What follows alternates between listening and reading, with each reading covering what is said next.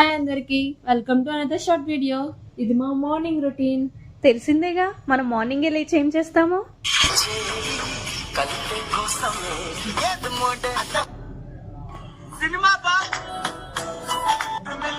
చూడరా,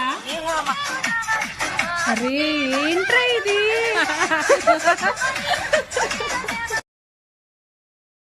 సర్లేరా, ఇంకా బ్రష్ చేద్దాం. మరి నేను అరే పదండ్రా తినడానికి వెళ్దాం.